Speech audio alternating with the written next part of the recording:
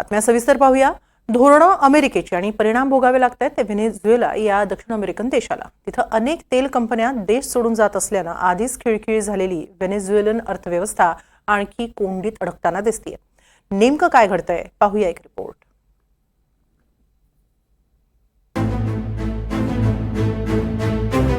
व्हेनेझुएलामध्ये सध्या रस्त्यांवर चक्क स्थानिक चलन बोलिव्हार डॉलरच्या बदल्यात विकलं जातंय। तेही अगदी असे एखादी टपरी लावून एखादी वस्तू विकावी त्याप्रमाणे चलन बोलिव्हार विकलं जातंय। व्हेनेझुएलाच्या कॅराकस या राजधानीच्या शहरात दिसणारी ही स्थिती प्रातिनिधिक आहे। बोलिव्हार या चलनाची किंमत डॉलरच्या तुलनेत प्रचंड घसरली आहे। त्यामुळे रस्त्यावर अनेक विक्रेत्यांनी चक्क डॉलरचा बाजार मांडलाय। हिरव्या नोटा विकत घेऊन काही वस्तू खरेदी करण्याचा प्रयत्न नागरिक करताना दिसतात। फॉरेन एक्सचेंज मध्ये मिळणारं डॉलर असं रस्त्यावर मिळतंय। ही परिस्थिती ओढवली आहे की अमेरिकेच्या नव्या निर्बंधांमुळे आणि महत्त्वाच्या तेल कंपन्यांनी देशातून काढता पाय घेण्याचा इशारा दिल्यानंतर आधीच अर्थव्यवस्था ढासळलेली असताना बोलिव्हारचं अवमूल्यन होत असताना डॉलर महाग आणि दुर्मिळ होतोय।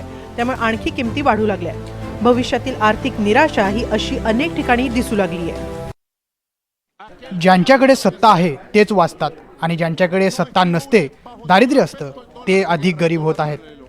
आयुष्य असंच आहे। मला एक स्थिर नोकरी आहे, उत्पन्न आहे, ते मला टिकवता आलंय। मी एक चूक केली तर मीही असाच उद्ध्वस्त होईन। कोरोना काळानंतर व्हेनेझुएलाची स्थिती काहीशी सुधारली होती। दुकानांमध्ये धान्य, कपडे, लत्ता सारं काही होतं आणि रोजच्या व्यवहारांसाठी डॉलर हे एक प्रमुख चलन होतं। वस्तूंची अदलाबदल करणं, तासनतास सुपरमार्केट बाहेर रांगा लावणं, पीठ, तांदूळ, पाव आणि इतर जीवनावश्यक वस्तूंसाठी रस्त्यावर भांडणं या गोष्टीही दुर्मिळ झाल्या होत्या।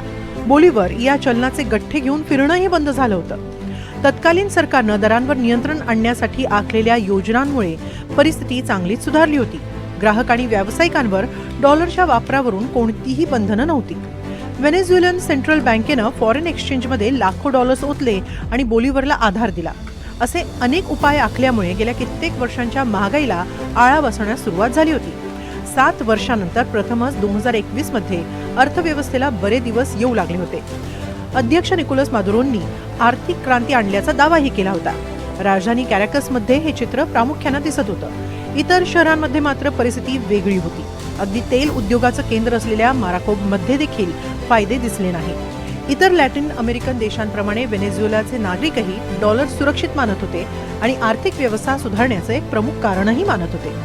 2021 मध्ये मादुरोंच्या सरकारनं विनिमय दर कृत्रिमरित्या कमी करण्यासाठी रोख राखीव निधी वापरायला सुरुवात केली। त्यामुळे लोकांना एका वेळी एका डॉलरसाठी 3.5 बोलिव्हार द्यावे लागले। त्यामुळे सुमारे 67% किरकोळ व्यवहार परकीय चलनात झाले। हा दर हळूहळू वाढला। मात्र 2023 पर्यंत अर्थव्यवस्थेत डॉलर्स गुंतवण्याच्या मादुरोच्या प्रयत्नांना ऊर्जा क्षेत्रातील दिग्गज शेव्रॉननंही मदत केली। त्यानं अमेरिकन सरकारनं व्हेनेझुएलामध्ये पुन्हा कामकाज सुरू करण्यास परवानगी दिली आणि बोलिव्हारमध्ये बिल भरण्यासाठी बँकांना नियमितपणे लाखो डॉलर्स विकायलाही सुरुवात केली। या प्रकारामुळे 2024च्या मध्यापर्यंत एका डॉलरचा दर 35 बोलिव्हार पर्यंत राखता आला। इथंच अर्थतज्ञांनी मोठा इशारा दिला होता। सध्या 1 डॉलरचा अधिकृत दर 70 बोलिव्हार पर्यंत गेलाय, तर गेल्या महिन्यात काळ्या बाजारातला दर हा एका डॉलरसाठी 100 बोलिव्हार पर्यंत गेला होता। 2022च्या अखेरीस मादुरोंनी व्हेनेझुएलाच्या विरोधकांबरोबर लोकशाही निवडणुकीसाठी मान्यता दर्शवली। त्यानंतर बायडन प्रशासनानं शेव्रॉनला पुन्हा व्यापाराची संधी दिली। मात्र जुलै 2024 मध्ये झालेली ही निवडणूक निष्पक्ष किंवा मुक्त नव्हती असा आरोप झाला। प्रतिस्पर्ध्याला अधिक मतं मिळाल्याचा विश्वसनीय पुरावा असूनही मादुरो यांनीच 3ऱ्या कार्यकाळासाठी शपथ घेतली। निवडणुकीतील या घोटाळ्यासाठी मादुरोंवर पर्यायानं व्हेनेझुएलावर आर्थिक निर्बंध आले। तेलाचं उत्पन्न त्यामुळे घटलं आणि अर्थव्यवस्था पुन्हा अडचणीत आली। गेल्या आठवड्यातच मादुरोंनी आर्थिक आणीबाणी जाहीर केली। यामागे अमेरिकेचं टॅरिफ वॉर जबाबदार असल्याचा कांगावा त्यांनी केला। त्यातच अमेरिकेत झालेला सत्ता बदल आणि ट्रम्प यांनी शेव्रॉनचा तेल उत्खननाचा आणि तेल निर्यातीचा परवाना रद्द केला। तसंच व्हेनेझुएलाकडून तेल किंवा गॅस आयात करणाऱ्या देशांवर 25% टॅरिफ लावला। व्हेनेझुएलावरही टॅरिफ लावला। त्यामुळे अर्थव्यवस्थेवर अधिक ताण आला।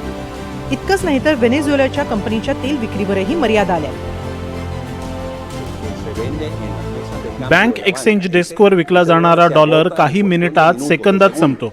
त्यानंतर प्रत्येकाला उपलब्ध असलेला डॉलर म्हणजेच ऑफ द बुक डॉलर हा मोफत डॉलर म्हणजे जो आधीच प्रति डॉलर 100 बोलीवर वर गेलाय आता तो वाढतच राहील। तो का वाढत राहील? कारण डॉलर राहणार नाहीत। कारण शेवरॉन आणि इतर तेल कंपन्यांच्या बाहेर पडण्यामुळे व्हेनेझुएलाचे तेल आयात करणाऱ्या कोणत्याही देशावर 25% निर्बंध लादल्यामुळे तेल निर्यात लक्षणीयरित्या कमी होणार आहे। व्हेनेझुएलाची अर्थव्यवस्था आणि परकीय चलनसाठा हा मुख्यतः तेल निर्यातीवर अवलंबून आहे। अनेक नागरिक या परिस्थितीला मादुरो सरकारची रणनीती जबाबदार असल्याचं मानतात। निवडणूक निकाल न मानता अरेरावी करणं याचा थेट परिणाम अर्थव्यवस्थेवर झाल्याचं अनेक नागरिकांचं मत आहे। त्यातच अमेरिकेनं सुरू केलेलं टॅरिफ वॉर यात अर्थव्यवस्थाच अखेरच्या घटका मोजू लागली आहे की काय अशी भीतीही सर्वसामान्यांना सतावते। अनेक नागरिकांनी तर देश सोडून जाण्याचा निर्णय घेतलाय। अनेक नागरिक सरकारकडून मिळणाऱ्या पेन्शनवर जगतायत तर काही नागरिकांना परदेशातून त्यांच्या नातलगांकडून मिळणाऱ्या उत्पन्नावर दिवस ढकलावा लागतोय। माराकॅबो सारख्या तेल उत्पन्नाचं केंद्र असलेल्या शहरात तर अनेक व्यवसाय बंद पडले। अनेकांची खरेदी विक्रीची क्षमताच कमी झाली आहे। दिवसाचं उत्पन्नही घटलंय। त्यामुळेच अनेक नागरिक निराशेच्या गर्तेत जात आहेत। एकूणच देशावर आर्थिक संकट मोठं गडद झालंय। Bureau report, NDTV Marathi.